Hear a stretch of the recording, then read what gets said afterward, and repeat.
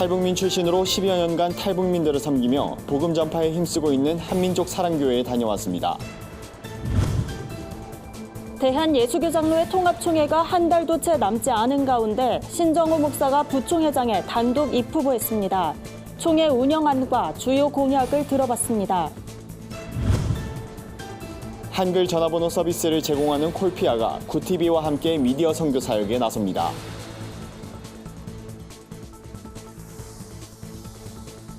안녕하십니까. 구티비 뉴스입니다. 탈북민 출신인 최바울 목사가 같은 탈북민들을 복음으로 품겠다는 비전으로 설립한 한민족 사랑교회. 최근 재정난이 심해지면서 교회 문을 닫을 위기에 처해 있는데요. 저희 데일리 굿뉴스를 통해 딱한 사정이 보도된 이후 많은 분들이 온정의 손길을 보내와 고비를 넘겼다고 합니다. 구티비 특별기획 복음이 희망이다. 이번 시간은 한민족 사랑교회를 소개합니다. 진은희 기자입니다.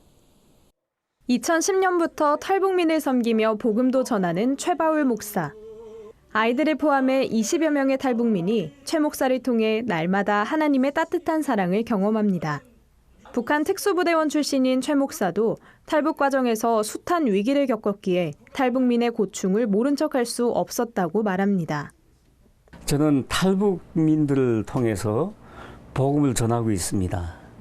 그래서 그들을 제가 가슴에 품게 된 거는 저 자신도 저희 집사람도 탈북자니까 같은 탈북민으로서 동질감이 생기는 거예요. 그래서 그분들이 한국 사회를 모르기 때문에 먼저 나온 저희들이 그들에게 다가가서 어려운 점이 있으면 이제 물질적으로도 도와주고 한국 사회에 대해서 잘 모르니까 같이 이제 쇼핑도 해주고 은행도 같이 가고 그러면서 대화를 나누면서 주님의 사랑을 전합니다.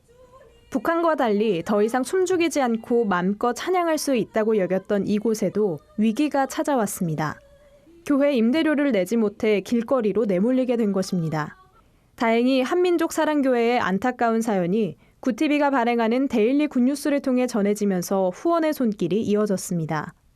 일면식도 없는 여러 교회 성도들의 기도와 도움으로 한민족 사랑교회를 지킬 수 있었습니다.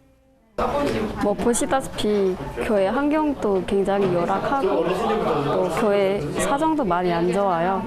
그럼에도 불구하고 사모님이나 목사님이나 진짜 너무 어려운 사람들을 위해서 물심양면으로 잘 챙겨주시고 하나님의 은혜로 지켜낸 예배당엔 찬양이 흘러 넘칩니다. 반주자도 없지만 성도들이 가진 달란트로 하나님께 영광을 돌립니다. 오랫동안 공산주의 이념과 주체 사상에 젖어 있던 탈북민들도 주님의 사랑을 경험하고 변해갑니다. 남한에서 외롭게 지내는 이들에게 주일은 말씀으로 위로받고 정겨운 고향 음식도 나눌 수 있는 시간입니다. 최 목사는 하나님이 탈북민들을 품고 가시는 게 느껴지고 어떻게든 도우시는 주님께 감사드린다고 말합니다. 당장 예배당 문을 닫아야 하는 위기는 면했지만 도움의 손길은 여전히 필요한 상황입니다. 북한 선교의 중요성이 높아지고 있는 지금 한민족 사랑교회가 탈북민을 복음으로 품는 일에 쓰임받을 수 있도록 한국교회의 기도가 절실히 필요한 때입니다. 구티비 뉴스 진은입니다. 내달 23일 제104회 예장통합 부총회장 선거를 앞두고 부총회장 선거에 신정호 목사가 단독 입후보했습니다. 예장통합의 경우 부총회장으로 당선되면 다음 회기에서 총회장으로 추대되기 때문에 사실상 총회장 선거라 볼 수 있는데요. 27일 열린 부총회장 후보자 소견 발표회에선 총회 개혁 방안을 비롯한 주요 공약이 소개됐습니다. 신 목사는 이날 교단이 당면한 어려운 문제로부터 회복하는 데 주안점을 두겠다며 우선적으로 노회나 총회 등에서 일어나고 있는 갈등과 분쟁이 해결되도록 힘쓰겠다고 강조했습니다. 또한 고령화와 저출산 등 사회적인 위기에서 교회가 안정적으로 미래를 열어갈 수 있도록 미래 세대에 대한 지원 의지도 밝혔습니다. 신 목사와 함께 장로 부총회장 후보자로 나선 김순미 장로는 총회장과 협력하고 기도하는 일에 앞장서겠다며 특별히 총회제도 개혁을 위해 노력하겠다고 피력했습니다. 한편 소견 발표회를 앞두고 교회 세습 반대운동연대가 피켓 시위를 벌였습니다. 이들은 명성교회 세습 무효 판결은 역사적 결정이라며 교단 헌법을 수호하는 104회 총대가 되어달라고 요구했습니다. 1636 한글 전화번호 서비스를 제공하는 콜피아가 구티비 글로벌 선교방송단 사역에 동참합니다. 구티비와 콜피아는 업무 협약을 맺고 하나님 나라를 확장하는 데 적극 협력하기로 했습니다. 콜피아는 대표 번호를 누른 뒤 기업이나 브랜드 명칭을 대면 전화가 바로 연결되는 음성인식 통화 시스템을 운용하고 있습니다. 이번 협약으로 콜피아는 앞으로 구티비 글로벌 선교방송단으로 활동하면서 구티비 미디어 선교 사역을 지원하게 됩니다. 구티비는 콜피아의 주요 활동을 널리 알리는 데 힘쓸 예정입니다. 콜피아 김영민 회장은 이번 협약을 맺게 돼 뜻깊게 생각한다며 모든 단어를 전화번호로 활용할 수 있는 1636 한글 전화 서비스로 미디어 선교를 도울 것이라고 말했습니다.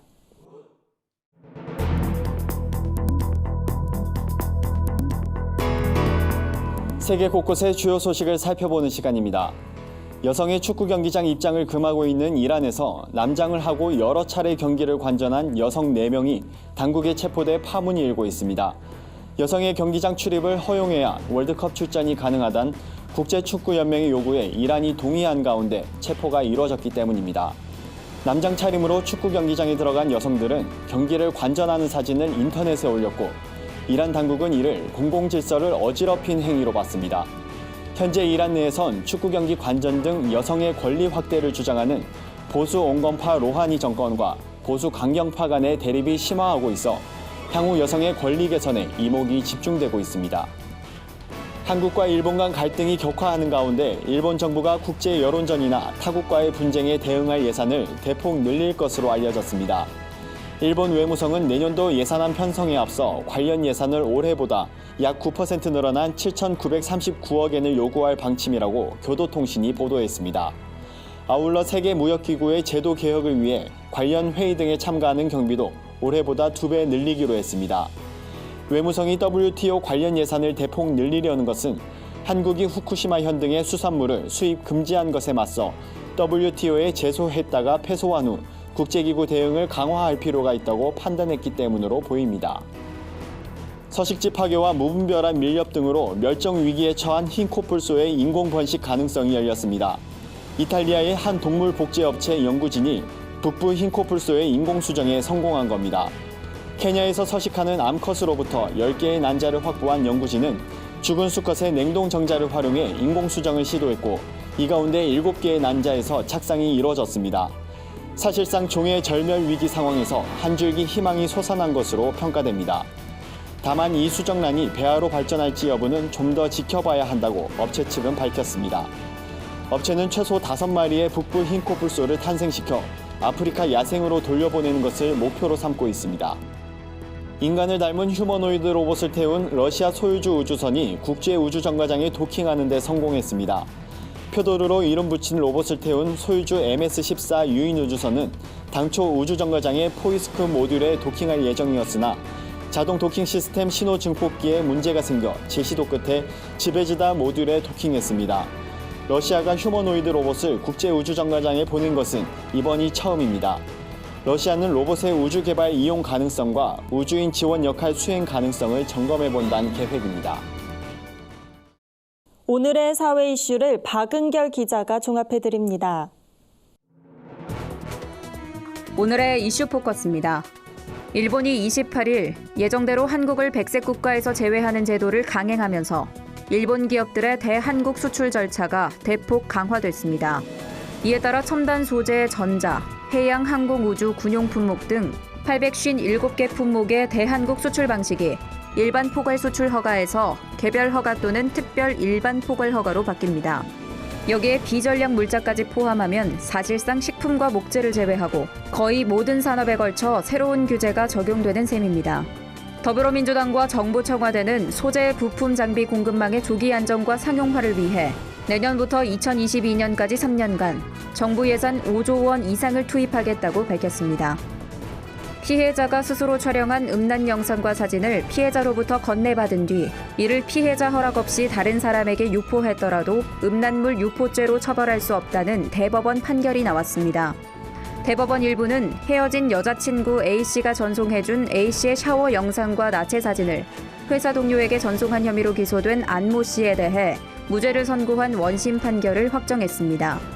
대법원은 음란물 유포죄의 음란물은 다른 사람의 신체를 허락 없이 촬영한 영상이나 사진을 의미하므로 피해자가 스스로 찍은 영상이나 사진은 이에 해당하지 않는다고 밝혔습니다. 올해 6, 7인 가족 추석 차례상 차림 비용은 전통시장을 이용할 경우 평균 19만 3,938원, 대형마트를 이용할 경우 평균 23만 6,565원으로 나타났습니다. 전통시장이 대형마트에 비해 약 18% 저렴합니다. 서울시 농수산식품공사가 서울시 내 전통시장과 대형마트 76곳을 대상으로 조사한 결과 전통시장 비용은 전년 대비 0.7% 상승했지만 대형마트 구매 비용은 전년 대비 6.9% 상승했습니다. 공사는 누리집에 주요 품목 가격 지수와 거래 동향을 추석 전까지 상시 제공할 예정입니다. 구TV 뉴스 박은결입니다. 글로벌 선교방송단과 함께하는 교계 소식 전해드립니다. 한국교회 총연합이 29일 서울 만리연 성결교회에서 한국교회 교육 심포지엄을 개최합니다. 발제자로는 장신대 박상진 교수, 세대로교회 양승헌 목사, 배화여대 전병식 교목실장이 나섭니다. 한국교회 공과와 교재 전시, 가정의 달 독후감 공모전 시상식도 함께 진행될 예정입니다. 한국 선교 측의 선교사들의 발자취를 살펴보는 한국 기독교 역사 투어가 내달 3일에 진행됩니다. 이번 투어는 한국 기독교 언론 포럼이 주최하고 서울시가 후원합니다. 참가자들은 배재학당 역사박물관, 정동 제1교회 등 중구 일대를 탐방하며 오늘날 한국교회의 역할과 책임에 대해 나누는 시간을 가질 계획입니다. 이번 사업은 지난 5월 서울시에서 공모한 2019 종교단체 지원 공모 사업에 선정됐습니다. 한국장로교 총연합회 여교역자협의회가 27일 미혼모자 지원시설 꿈나무를 방문해 후원금을 전달했습니다. 여교역자협의회 김희신 목사와 꿈나무 박미자 원장은 미혼모와 자녀들을 위한 구체적인 지원 방안을 나누며 성도들의 관심과 기도를 당부했습니다. 박미자 원장은 한장총 여교역자협의회에서 방문해준 것에 감사드리며 지속적인 관심을 가져달라고 말했습니다. 기독교 자살예방센터 라이프호프가 세계 자살 예방의 날을 맞아 내달 8일을 제7회 생명보듬주일로 지정하고 설교집과 기도문을 배포한다고 밝혔습니다. 생명보듬주일은 한국교회가 연합해 소외된 이웃을 돌보고 생명문화 확산을 위해 예배와 기도로 동참하는 주일입니다. 라이프오프 이사장 임용택 목사는 생명보듬주일에 교회학교 어린이와 학생들에게 생명의 소중함을 가르쳐 주시길 바란다고 밝혔습니다. 이상으로 뉴스를 마칩니다. 구TV 뉴스는 인터넷 신문 데일리 굿뉴스를 통해서도 보실 수 있습니다. 시청해주신 여러분 고맙습니다.